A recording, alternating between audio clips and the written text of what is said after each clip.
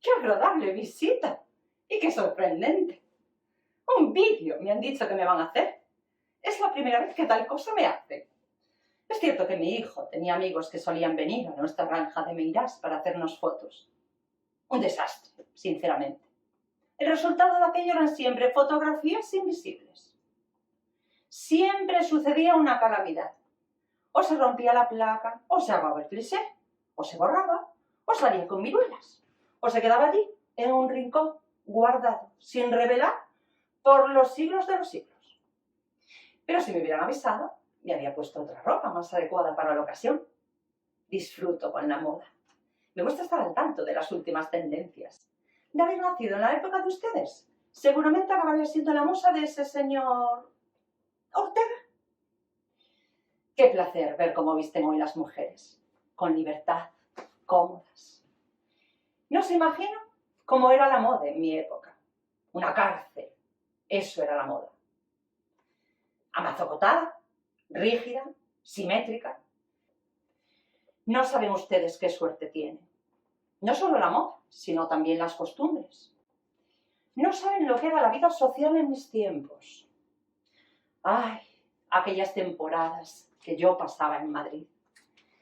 Pensaron ustedes que yo disfrutaba de aquellos paseos castizos, que salía a esparcir el ánimo, a tomar el aire. Desengáñense. Salí a practicar los complicados ritos del culto de Santa Marturina. Se salía a dejar tarjetas. No había día en que se pudiera prescindir de esta obligación. La víspera nos presentaban una diplomática. Tarjeta. Llegan del extranjero de provincias unos desconocidos. Tarjeta. Que otro conocido está enfermo. Tarjetazo. Que se muere. Tarjetado y apuntarse en la lista. Que se cumplen los 9 días del muerto. Nuevo tarjetazo a los supervivientes. Que hace el mes. Tarjetazo limpio. Que el aniversario. Idem. Que da luz una señora. Tarjeta. Que se casan dos. Naturalmente dos tenían que ser. Cartulina de dar parte. Cartulina de tarjeta felicitando. Y no solo a los novios, sino a la familia de ambos contrayentes. Así que no crean que mi vida social era tan placentera como les cuentan mis biógrafas. Por eso agradaba regresar a Coruña, donde la vida social no era tan intensa. Bueno, seamos sinceros, al menos por una temporada no muy larga, porque para empezar, Marinera olía, y olía mal, a algas en descomposición. Y luego estaba el viento. Pero a pesar de eso, me entusiasmaba coger conchas en la playa de Riazor, beber agua fresquísima en el cerro de Santa Margarita, recorrer la Olmeda admirado desde ella la curva delicada y briosa de la bahía, y jugar en el melancólico square de mi barrio, el jardín de San Carlos. Lo que ya no era tanto de mi gusto eran los baños de Riazor.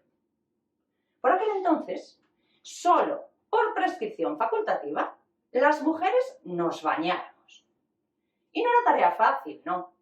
No había casetas y para cambiarse había que hacerlo al amparo de una roca detrás de la sábana que sostenía una criada. Además, no había trajes de baño. Las mujeres que se bañaban iban con casi cualquier cosa. Una camisola y una enagua vieja, una bata ya desteñida, una sábana cosida o una informe túnica.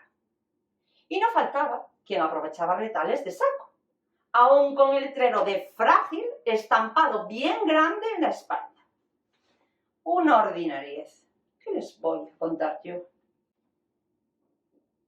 Pero bueno, ya que han venido hasta aquí, quiero obsequiarles con una de mis obras. Se trata de un monólogo que escribía ya por 1898 expresamente para Martina Valverde, gran actriz y amiga, que hasta tiene una calle con su nombre en Madrid, y que versa precisamente sobre lo que antes les comenté, mi pasión por la moda. Disfrútenla como yo lo disfruté escribiendo.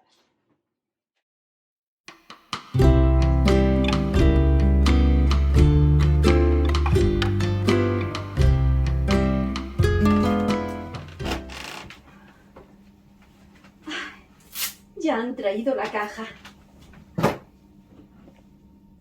¡Ay! Dios mío, qué cosa más divina. Es un sueño. Si parece que no han tocado manos. ¡Qué maravilla!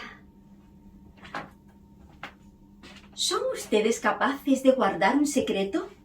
¿Los caballeros también? Pues le contaré la historia de ese vestido de boda que acaban de traer de casa de la célebre modista Madame Palmira la Castaña, una eminencia del arte de los pingos.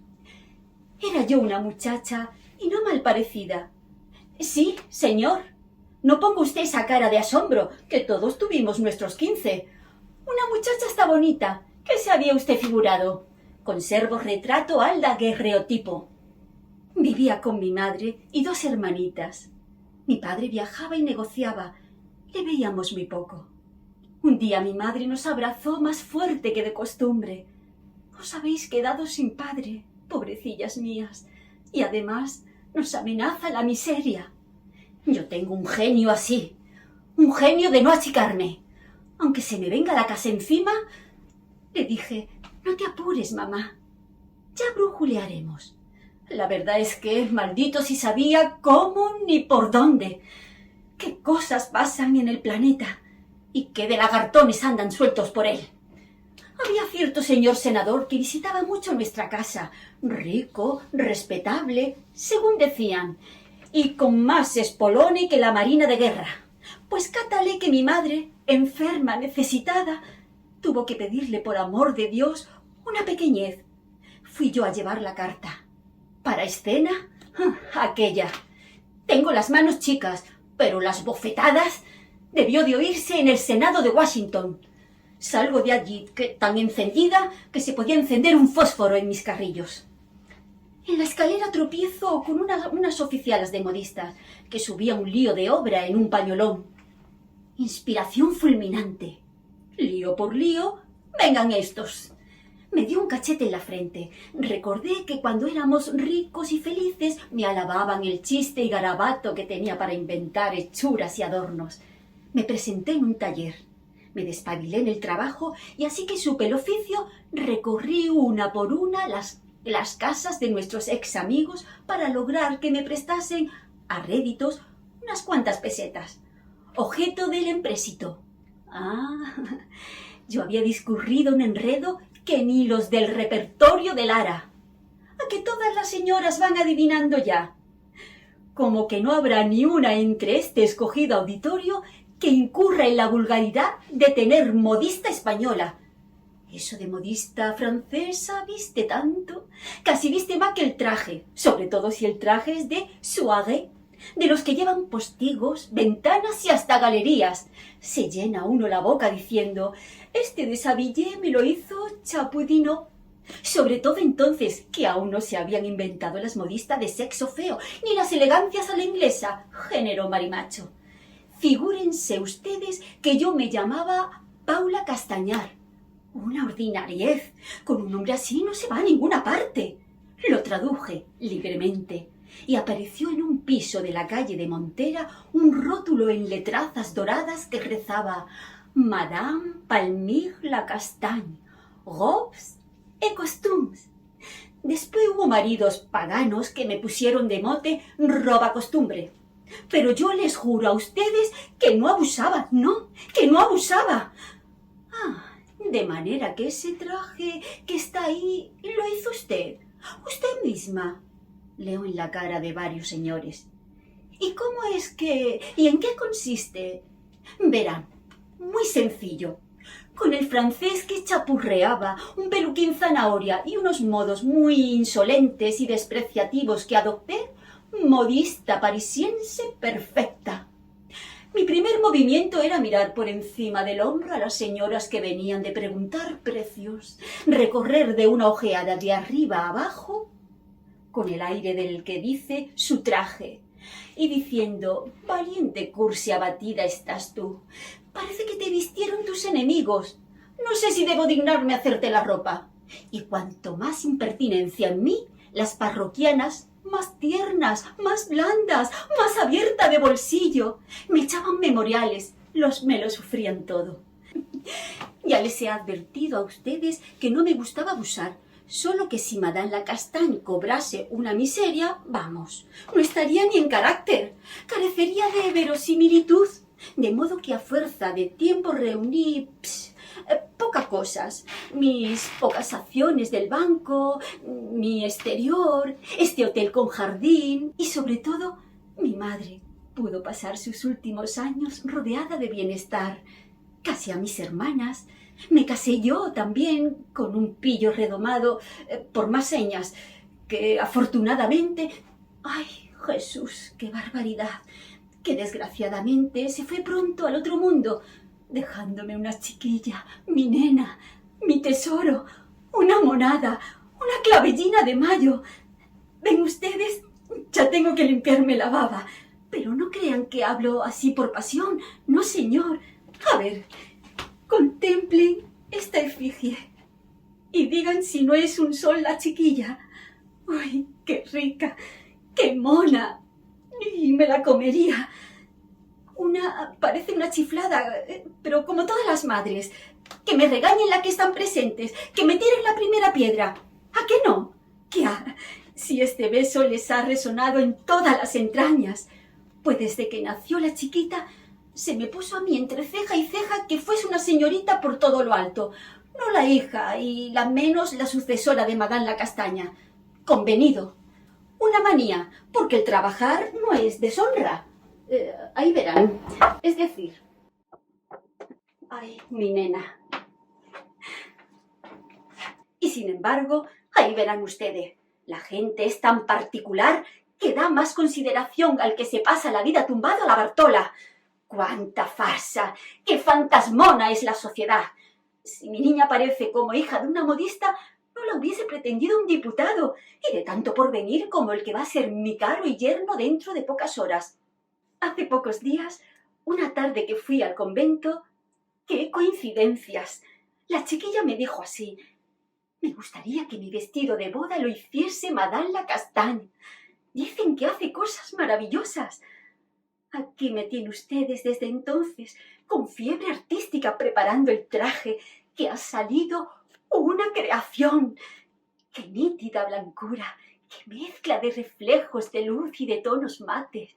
¡Qué orlas de nieve y de espumas para servir de marco a la cara de cielo de la novia!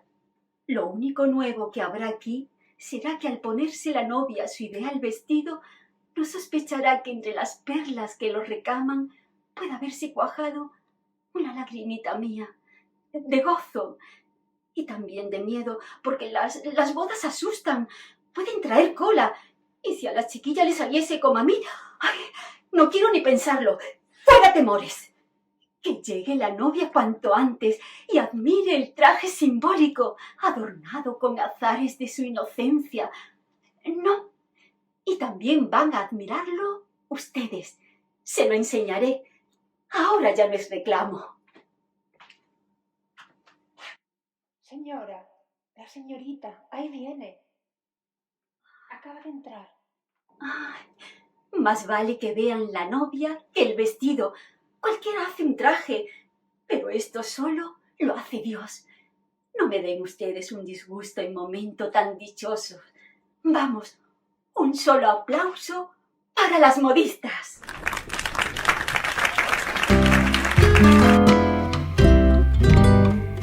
De julio de 1892. Señor director de las provincias, se ha publicado un libro que se titula Cuentos de Marinera. Su autor, la señora Pardo Bazán, es una de nuestras mejores plumas, pero en otros géneros.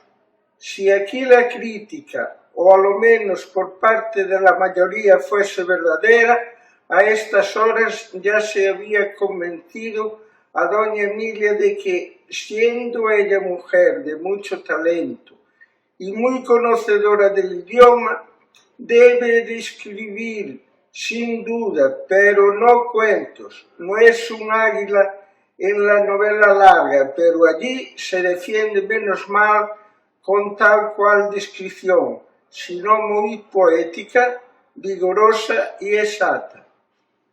La rapidez que el cuento exige, la intensidad inventiva que en él es necesaria, son dificultades insuperables para la señora Pardo, que tiene el ingenio a propósito para otras cosas.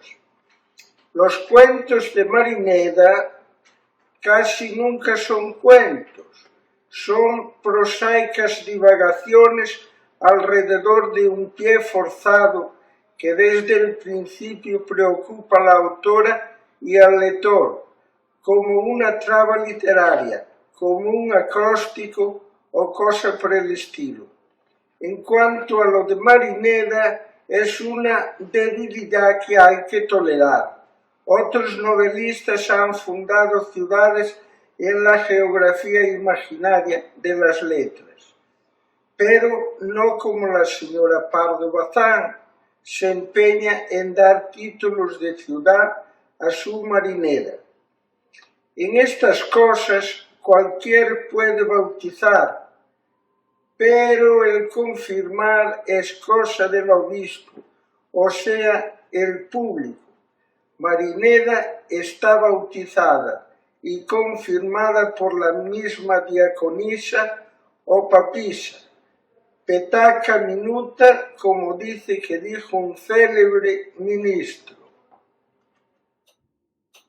Vaya, ¿a qué guionista se le ha ocurrido la idea de incluir esa carta del infame Clarín pretendiendo ejercer de crítico literario?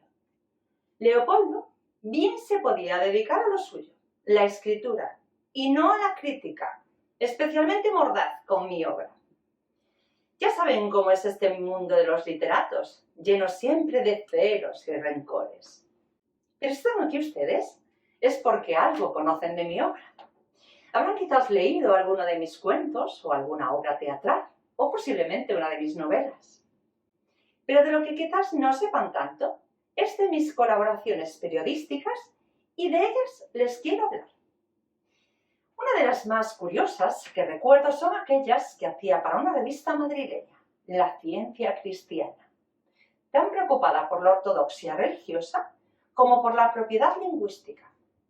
En ella escribían muy graves y calificados varones. Fray Ceferino González, entonces obispo de Córdoba, el padre Mir, el padre Mendive, Navarro Villoslad, el mismo director, sin hablar del Papa, cuyas encíclicas llenaban a veces la tercera parte de la revista. De faldas, a no contar con las eclesiásticas, creo que las mías solamente. Y a propósito de la Iglesia y los eclesiásticos, más de un contemporáneo mío se escandalizaba del tipo de lecturas que yo hacía.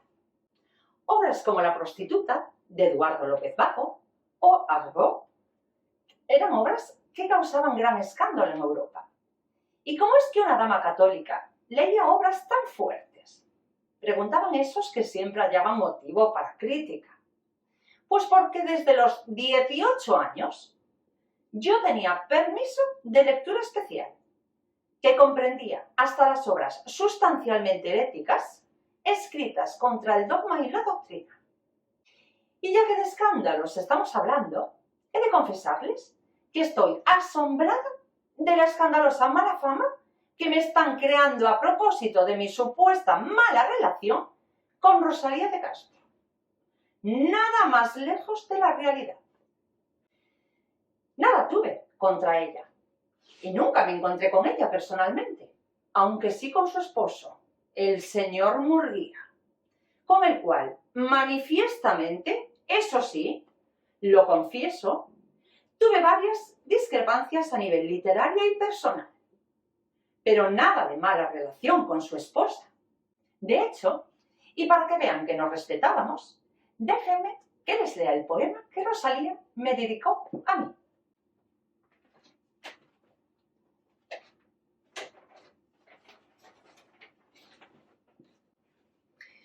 Mimada por las musas, servida por las gracias, con un corazón que vive de armonías. Noble cantora das gallegas praias, ben mereces reinar como reinares, magnífica, absoluta, soberana.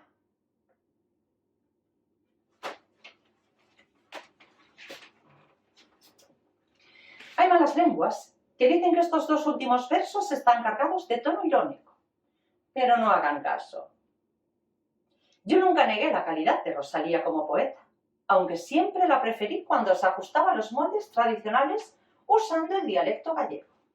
Y como no todo va a ser hablar yo y yo, que pueden ver que me gusta y no tengo reparos, les voy a dejar con un fragmento teatralizado de mi novela La Tribuna. Verán a mis queridas trabajadoras de la fábrica de tabacos discutir acerca de esas extrañas religiones protestantes y sobre esa obsesión de algunos políticos de mi época en querer desterrar la religión de nuestras vidas. ¡Por favor!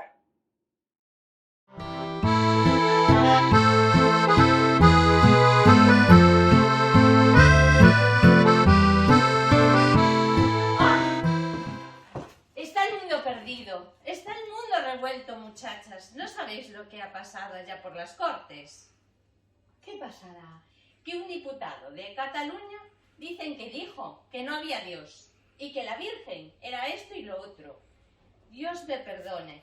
Jesús 1000 veces. ¿Y no lo mataron allí mismo? Pícaro, infame. Mal hablado, lengua de escorpión. Pues aún hay otros que dicen otros horrores de barbaridad, que ya ni me acuerdo. Empecatado. Pimiento picante le debían echar en la boca. Ay, y qué miedo me da. Por la ciudad dicen que la gente está muy asustada porque han descubierto una compañía que roba niños. Ángeles de mi alma, ¿y para qué? Para degollarlos. No, mujer, que son los protestantes, que se los llevan para educarlos a su forma, allá por tierras inglesas. Señor de la justicia, mucha maldad hay por el mundo adelante. ¿Y a todo esto? ¿No sabéis lo de la píntiga? No, cuenta. Cuenta. Pues que se ha metido protestanta. ¿Y eso qué es? Una religión de allá, de los English Manglis. No sé por qué se consienten por acá estas religiones. A mí la píntica nunca me gustó su caractericia. Le dieron cuartos, mujer, le dieron cuartos. Sí, que tú piensas. Bueno, a mí aunque me dieran cuartos, soy una pobre y me hace mucha falta, pero por vestir a mis niñitos. Pero ¿Condenar el alma por 1000 pesos? No, muchachas. Saque allá, maestra, saque allá. Comerán una brona toda la vida, gracias a Dios que la da, pero no andarán trapisondas. y diga, ¿qué le hacen los protestantes a la píntica? Mira indecencias. Le mandan que vaya todas las tardes a una cuadra que dice que pusieron allí la capilla de ellos y le hace que cante unas canciones en una lengua que no las entiende. Serán palabrotas y pecados. ¿Pero ¿y ellos quiénes son? Unos clérigos que se casan. En el nombre del Padre, pero se casan, como nosotros. Como yo me casé, vamos al caso delante de la gente y llevan a los chiquillos de la mano con la desvergüenza del mundo. Anda, salero.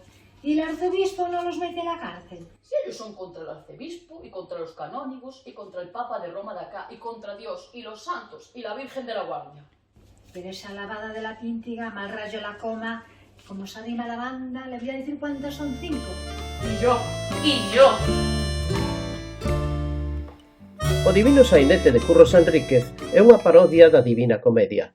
A obra estrutúrase arredor dunha peregrinación a Roma e cada vagón é a representación dun pecado capital. O segundo vagón é o da envexa, que vive desfolar a outros escritores. Alí, no medio dun cheiro insoportável, dedícase a deixar polo chan a sona e os méritos dos poetas que escriben en galego. A envexa era unha caricatura sanguenta de Emilia Pardo Bazán, a quen Curros aludía nos versos iniciais. Todo está caro en la vida, solo la gloria es barata como sardina manida. Una literata fea la compró dando a Aristarco un beso tras de una cena.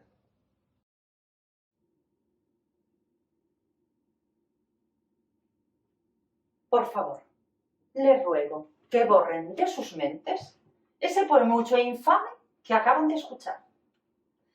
¿Qué se puede esperar de un fanático regionalista como Curros Enrique? Reconozco la belleza de sus poemas, de temática galaica, pero los políticos sociales, como el que acaban de escuchar, son totalmente despreciables. Prefiero que cambiemos de tema. Les voy a hablar de temas más atractivos. ¿Qué les parece una de espías? ¿Sí? Se puede decir que aunque no lo sepan, yo también ejercí de espía. ¿A qué les sorprende? Ya ven que soy una caja de sorpresas. Verán, se habla mucho de Mata Hari y de su historia como espía. No tuve la suerte de conocerla a pesar de haber sido contemporánea mía, al igual que nuestra bella Otero. Las dos tenían habilidades especiales que les hacían moverse con soltura en los ambientes cortesanos de la época. Y no es por desmerecerlas, pero sepan que una servidora también sabía desenvolverse en esos círculos. Y gracias a eso pude prestar valiosos servicios a España, nuestra madre patria. Aunque quizás algunos no reconozcan la valía de tales servicios por no comulgar con la noble causa carlista. Porque sí, yo tomé parte activa en esa causa. Acompañada de mi esposo, yo llegué a viajar a Inglaterra, aprovechando mis por entonces aún turgidos senos para ocultar una importante cantidad de dinero en doblones de oro. No eran para evadir impuestos ni esconder dinero negro, como sé que han hecho posteriormente otras nobles de dudosa ética. Esos doblones que yo portaba y que llegaron a producirme una herida en mi generosa anatomía eran para comprar fusiles para la causa. A punto estuvo de costarme a mí y a José, mi esposo, un serio disgusto, porque a la vuelta las autoridades militares nos tenían ya preparado una celda. Fue gracias al historial intachable de mi padre y sus influencias que logré evitar ese poco deseado alojamiento. No comulgaba ni comulgo tanto con esa otra causa perdida de mi época, representada por, entre otros, el malhadado Manuel Curros Enríquez. Me refiero al regionalismo. Yo, que nací española rabiosa, fui la única que en esta tierra no ha dado en la flor de llamarse celta o sueva. No sea menester gran dosis de poesía para tener una mediana ración de orgullo y querer pertenecer a una gran nación mejor que a un estadillo menesteroso. Va de retro al regionalismo. Sin embargo, sí admito como causa con la que me comprometí el feminismo. Ya sé que muchas de ustedes me critican hoy por mi peculiar estilo, pero a mi manera he sido y soy feminista. El feminismo es la única reivindicación pacífica de un siglo en el que todo ha sido agresivo, violento y destructor. Y pese a ello, su llama no acaba de prender. Para empezar, por cada mujer concienciada había 4 hombres que hablaban en favor del feminismo. Y luego, la clase dominante le volvió la espalda. El gran impulso a favor de la mujer lo dieron en todos los países y he de reconocerlo muy a mi pesar, los socialistas. ¿Por qué la burguesía se obstinó en privar de derechos políticos y de bastantes derechos civiles a la mujer, elemento esencialmente conservador, apegado como ninguna a la propiedad particular e individual, a la herencia y a la estabilidad social? Si han leído mi novela, La Tribuna, verán que me caracterizo por defender a las mujeres trabajadoras de la fábrica de tabacos. A mi manera, sí, pero las he defendido siempre. No eran ellas pobres infelices, tenían su genio, su carácter, y si era necesario, sabían luchar por sus derechos. Y vaya si tenían sentido social. Vean cómo muestra esta escena, también fragmento teatralizado de La Tribuna, donde incitan a la revolución. Sí, lo han oído bien. ¡A la revolución! ¡Qué cuenta tan larga! ¿Qué cuenta tan larga darán algún día, Dios, estas sanguijuelas que nos chupan la sangre toda? Y digo yo, y quiero que me digan, porque nadie me contesta esto, ni pueden contestarme. ¿Hizo Dios 2 castas de hombres, por si acaso, una de ricos y una de pobres. Hizo a unos para que se paseen, duerman, anden bien vestidos, majos y contentos, y a otros para sudar y arrimar el hombro en todas las labores, y aún encima morir como perros, como si nadie hubiese sabido que habían venido al mundo. ¿Pero qué justicia es esta, retepelo? Unos plantan la tierra, otros comen el trigo, unos siembran, otros recogen. Un suponer, tú plantas la viña, llego yo, con mis manos lavadas y me bebo el vino. Pero el que lo tiene, lo tiene. Si ya se sabe que el que lo tiene. Pero ha de venir al caso que todos los que nacemos iguales, algún día gocemos de lo mismo, tan siquiera un par de horas. Esto no ha de durar hasta el fin de los siglos, que algún día se ha de dar vuelta la tortilla. El que está debajo, mujer, debajito se queda. Conversación. Mira tú, París de Francia, con el cuento ese de la comuna. Anda que se no pusieron lo de arriba para abajo. Anda que no se sacudieron. No dejaron cosa con cosa. Y así deberíamos hacer aquí si no nos pagan. ¿Y allá qué hicieron? Prendieron fuego a todos los edificios públicos. Y a las casas de los ricos. A sus fuego, mujer. Y a fusilar ¿A fusilar a quién, mujer? a los prisioneros, al arzobispo, al cura. ¡Infames! ¡Pícaros! ¡Tigres! Calla, calla, que parece que la sangre se me cuajó toda. ¿Y quién hizo eso? Pues veo unas barbaridades que cuentas. A ver, que yo no las cuento para decir que esté bien eso de prender fuego y a fusilar. No, caramba, que no me entendéis, que no os da la gana de entenderme. Lo que digo es que hay que tener hígado, que no hay que dejarse sobar, ni que a uno le echen el yugo al cuello. Lo que digo es que cuando alguien tiene algo suyo, muy suyo, ganado y reganado, cuando no se lo dan, si uno no es tonto, lo pide. Y si se lo niegan, lo coge. ¡Eso, clarito! Tienes razón. Nosotros hacemos cigarros, ¿eh? Pues bien regulares que nos abonen lo nuestro. Y que no es ley de Dios esa desigualdad, esa diferencia de zampar unos y ayunar otros. Lo que es yo, mañana, si no me pagan, no trabajo. Ni yo. Si todas hiciésemos otro tanto, y si además nos viesen bien determinadas al mar y gran Cristo... Mañana, lo que es mañana, ¿habéis de hacer lo que yo os diga? Te seguimos, Bueno. vale. Pues venid temprano, Venga. tempranito. Escoitamos agora a carta que o escritor José María de Pereda enviou a un amigo despois da conferencia ditada por Emilia Pardo Bazán en París, na Universidade da Sorbona, co título La España de ayer e de hoy.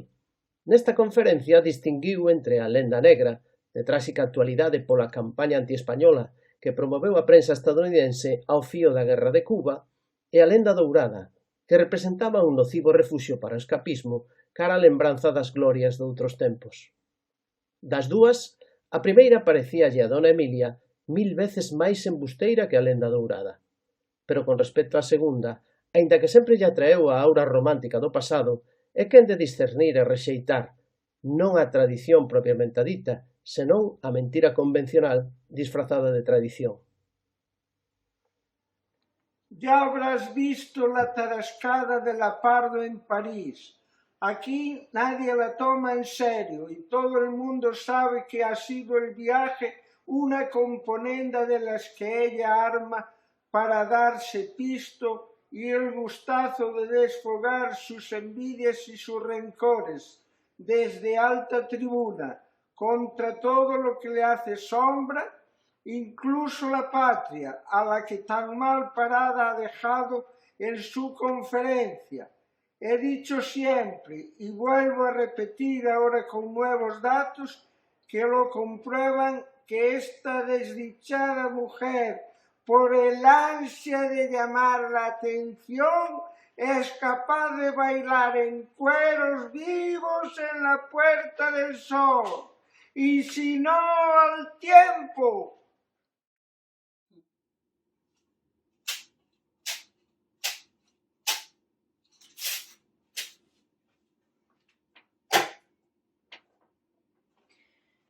Y siguen porfiando en insertar declaraciones de mis enemigos, o de aquellos que pretendían ser mis enemigos, que yo ni tal valor les daba, simplemente los ignoraba. Ya ven qué poca altura de miras se muestra en esta carta que les acaban de leer. Bazofia. Pero bueno, ya que estamos llegando al final de este encuentro, y ustedes están ansiosos de que yo les deje de hablar de política, de literatura, de feminismos, y les hablé de mí. Entonces, ¿quieren que les cuente de mi vida? He de decirles, para que les quede claro, que aunque me consideran coruñesa, yo he vivido largas temporadas en Madrid. La primera de ellas, de los 6 a los 9 años. Mis padres no eran lo que se dice chapados a la antigua, sino que más bien hacían gala de ostentar el moderno barniz francés. Y por ello, no quisieron enviarme a un caro internado para aprender artes domésticas, como les ocurrió a algunas de mis coetáneas. Prefirieron enviarme por consejo de nada más y nada menos que doña Juana de Vega al centro que en la capital del reino regentaba Madame Lévy, profesora de francés de la infanta Isabel. Pero no es mi educación en ese colegio lo que más recuerdo de mi infancia. Lo que realmente me marcó, y si conocen ya algo de mi vida, sabrán a qué me refiero, fue lo ocurrido en el verano de 1860, cuando contaba yo apenas 9 años. En aquel tiempo se impuso a las familias coruñesas composibles la llamada carga de alojamiento, por la cual debíamos albergar en nuestras casas por varios días a la tropa que venía de la guerra de Marruecos. A nosotros nos tocó alojar a un sargento y 2 voluntarios vascos. Cuando se nos entraron por las puertas, muy cortados y respetuosos los pobrecillos, yo creí ver entrar a unos seres sobrenaturales bajados de un mundo superior al nuestro. ¡Qué bien les caía el casacón azul oscuro, el rojo pantalón bombacho, la polaina negra y sobre todo la airosa boina! ¡Qué varoniles con aquella tez soleada y aquellas barbas incultas! A mí se me figuraba el ideal de la bizarría masculina. Bien sabrán, aunque no voy a profundizar en esto por pudor, que mi ideal de bizarría masculina con el tiempo se encarnó en Benito Pérez Galdós. Bueno, no sé por qué tengo pudor, porque a estas alturas todos conocen la historia. A alguna imprudente se le dio por hacer pública mi correspondencia epistolar con Benito. De mi vida saben mucho, porque mucho se ha hablado y escrito a lo largo de este año. Pero hay un tema casi de sainete, que no quiero pasar de contarles, y que no es tan conocido también. Saben que yo, la señora de Meirás, a punto estuve de sufrir una muerte trágica y de convertirme en protagonista de una página de sucesos. Teníamos una cocinera, recomendada por una familia amiga, que nos llevamos a nuestra residencia. Pues nos duró 1 mes y medio. Y se fue porque quiso darme una cuchillada con el instrumento de su oficio. ¿Por qué? Porque andaba exasperada de no tener plaza donde sisar y acaso de no tener otras cosas a que estaba habituadísima, si no mentan las malas lenguas. Y efecto de ese descontento, pasó del estilo respetuoso al más insolente. No creo haberla hablado 2 veces en tan corta temporada que estuvo. Pues era día de convite, fui a inspeccionar un rosbif y casi sin que me diese plática, empuñó el arma homicida. Yo la hubiese enviado a la cárcel de Betanzos, pero mi madre prefirió enviarla al tren. Me avisan de dirección que tengo que ir cortando. No quiero dejarles marchar sin presentarles esta última pieza teatralizada sobre una de mis novelas cortas, Insolación. Fue una obra por la que recibí muchas críticas porque me acusaban de reflejar en ellas las bajas pasiones. Pero no alimenten su morbo antes de tiempo, porque la escena que van a ver simplemente es un encuentro entre la marquesa de Andrade, Asís Taboada, y su gran amigo y confidente, el comandante de artillería, don Gabriel Pardo de Laje. Muchas gracias por haber prestado su atención y recuerden, si quieren saber más sobre mí, no hagan caso a lo que los eruditos de su tiempo hablan. Lean mi obra y saquen sus propias conclusiones. Disfruten, queridos.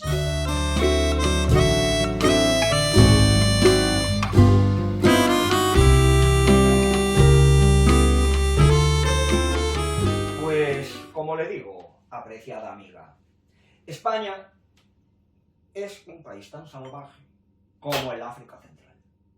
Todos tenemos sangre africana, beduina o incluso árabe. No se deje engañar con todas esas músicas que se escuchan hoy en día sobre ferrocarriles, telégrafos, fábricas, escuelas, ateneos, libertad política y periódicos. Todo eso es en nosotros tan postizo como pegado con goma, por lo cual está siempre despegándose. Lo verdaderamente nacional y genuino, la barbarie, subsiste, prometiendo durar por los siglos de los siglos. Piensa usted igual que los franceses, que creen que solo servimos para bailar el bolero y repicar las castañuelas. No concuerdo con usted. La gente bien educada es igual, idéntica en todos los países del mundo. Pues mire usted, eso empiezo por negarlo. De los Pirineos acá, todos sin excepción somos salvajes. Lo mismo las personas finas que los tíos. Lo que pasa es que nosotros lo disimulamos un poquillo más, por vergüenza, por convención social, por conveniencia propia. Pero que nos pongan el plano inclinado y ya resbalaremos. El primer rito de sol de España, ese sol con que tanto nos mueren los extranjeros, y casi nunca está en casa, porque aquí llueve lo propio que en París, que ese es el chiste. Hombre, solo falta que también niegue usted el sol. No lo niego, que de negarlo. Por lo mismo que suele embozarse bien en invierno, en verano, lo tienen ustedes convirtiendo Madrid en sartén donde nos achicharramos todos. Y claro, no bien asoma, se nos sube a la cabeza y entonces es cuando se nivelan las clases ante la ordinariez y la ferocidad general. Vamos, ya apareció aquello. Usted lo dice por las corridas de toros. No me miente usted ese espectáculo pecaminoso donde se regodean las tres fieras, toro, torero y público. La primera, que se deja matar porque no tiene más remedio. La segunda, que cobra por matar. Y la tercera, que paga para que maten. De modo que viene a resultar la más feroz de las tres. Si me apura usted, hasta diría que por culpa de los toros hay déficit en la hacienda pública. Y hemos tenido las dos guerras civiles. Pero no solo las corridas. Tomemos cualquier otra manifestación genuina de la vida nacional. Algo muy español y muy característico. No estamos en tiempo de ferias. No es mañana San Isidro Labrador. No va la gente estos días a solazarse por la pradera. Bueno, ¿y qué? También criticará usted las ferias y el santo. Este señor no perdona ni a la corte celestial. Bonito está el santo, y valiente Saturnal asquerosa, la que sus devotos le ofrecen. Si San Isidro la ve, él, que era un honrado y pacífico agricultor, convierte en piedras los garbanzos tostados, y desde el cielo descalabra a sus admiradores. Aquello es un aquelarre. Los instintos españoles más típicos corren allí desbocados. Borracheras, pendencias, navajazos, gula, libertinaje grosero, blasfemias, robos, desacatos y bestialidad de toda calaña. Gracioso tabló, señora mía. Ese es el pueblo español cuando le dan suelta. Lo mismito que los potros a salir la dehesa, que su felicidad consiste en hartarse de relinchos y coces. Si me habla usted de la gente ordinaria... No, es que insisto, todos iguales en siendo españoles. El instinto vive allá en el fondo del alma. El problema es de ocasión y lugar, de poder o no sacudir ciertos miramientos que la educación impone. ¿Qué teorías, Dios misericordioso?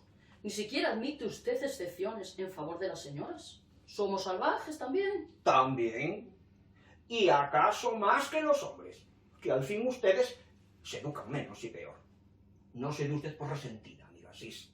Concederé que usted sea la menor cantidad de salvaje posible. Porque al fin nuestra tierra es la porción más apetecible y sensata de España. Pero mantengo que ellos y ellas son de la misma pasta, porque no hay más remedio, y que en España también las señoras pagan tributo a la barbarie, lo cual puede no advertirse a primera vista, porque su sexo las obliga a adoptar formas menos toscas, y las condena al papel de ángeles. Pero vamos, duquesa, insisto en el ejemplo de antes. ¿Ha visto usted la romería de San Isidro? Vaya si la he visto. Por cierto, que es de lo más entretenido y pintoresco. Y los columpios. Y los tío vivos. Y aquella animación, aquel hormigueo de la gente. Le digo a usted que para mí hay poco tan salado como esas fiestas populares. Que abundan borracheras y broncas, pues eso pasa aquí y en Flandes. ¿O se ha creído usted que allá, por la Inglaterra, la gente no se pone nunca mellos pelos, ni se arma quimera, ni hace barbaridad ninguna? Señora, usted es para mí un enigma. Gustos tan refinados en ciertas cosas y tan indulgencia para lo brutal y lo feroz en otras. No me lo explico, sino considerando que con un corazón y un ingenio de primera, pertenece usted a una generación bizantina y decadente que ha perdido los ideales, y no digo más porque se reirá usted de mí.